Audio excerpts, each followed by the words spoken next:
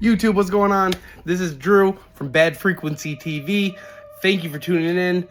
Today we are going to be going to Riverside Cemetery in Albion, Michigan. There's some spooky shit going on there. So it's currently 2:45 a.m. The game plan is going to get over there, see if we can do some filming.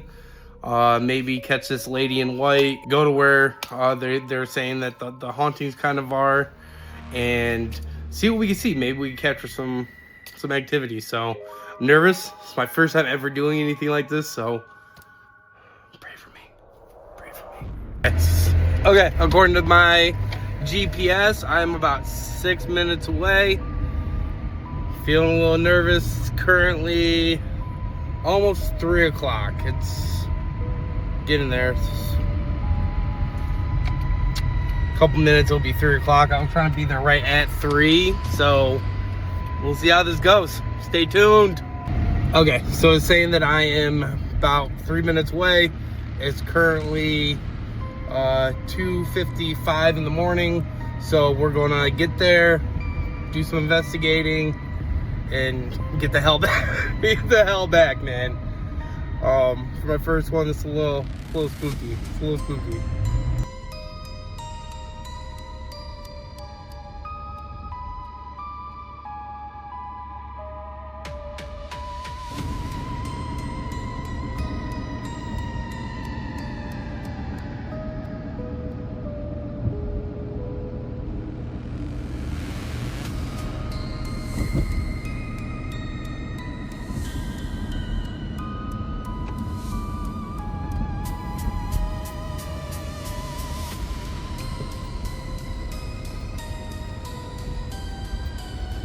There it is.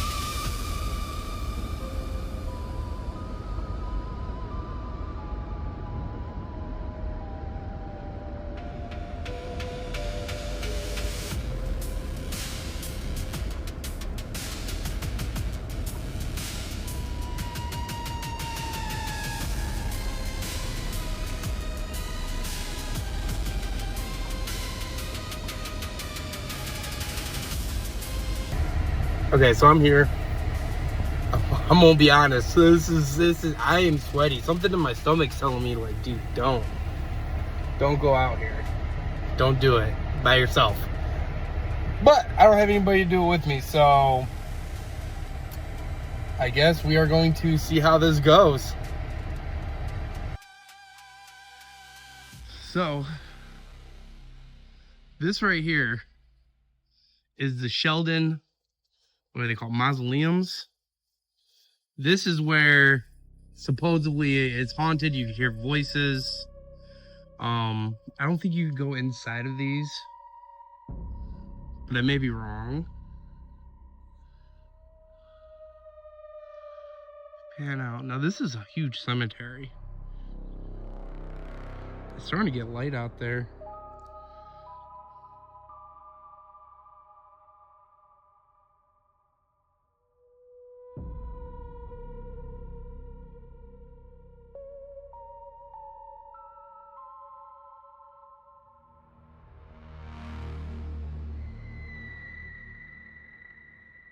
Is there anybody here?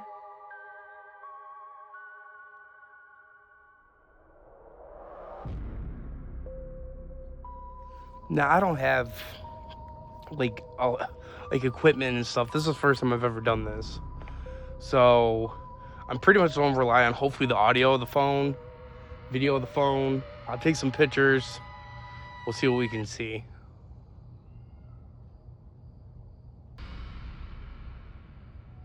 That sounded like somebody screamed.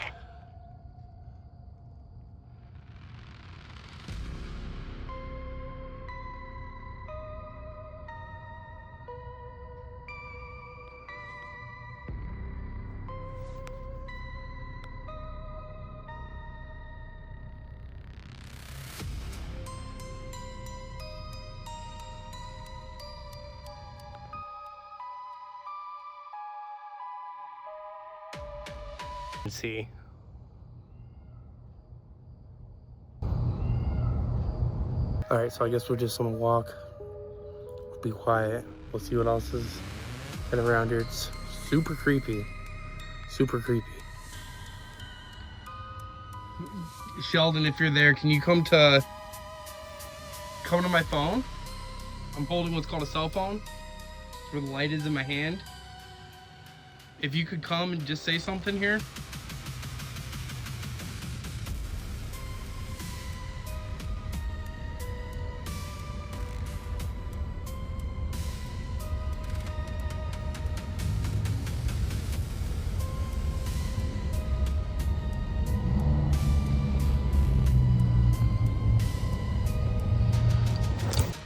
Okay, I'm gonna drive around. Another thing that's supposed to be at the cemetery is called the Lady in White. So I'm gonna drive around, see what I can see if I can maybe catch this lady in white on camera. This is huge. So we beeping. This is a huge cemetery. It's huge. So we'll see what we can see.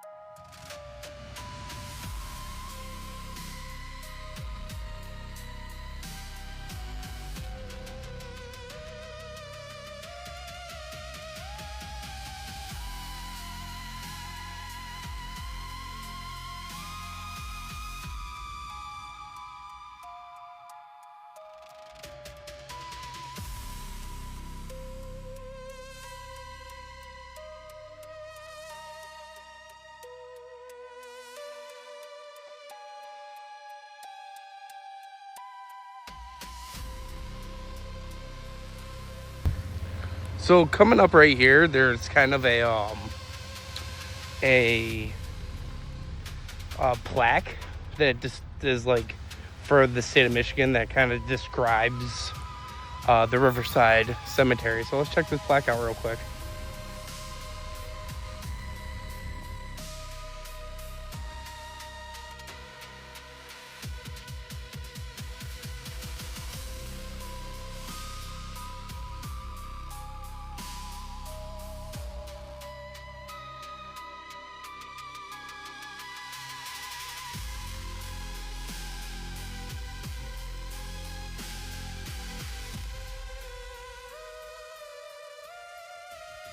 How cool.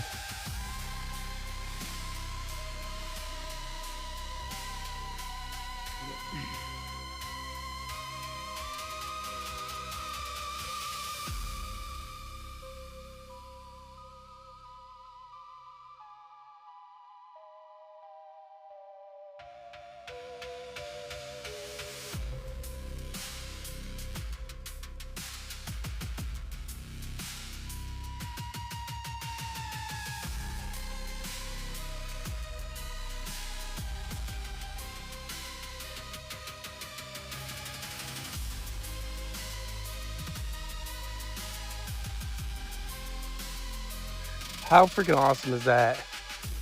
And it's like right off the strip. Very just unassuming. Pretty cool. Let's talk about the history of this place, though.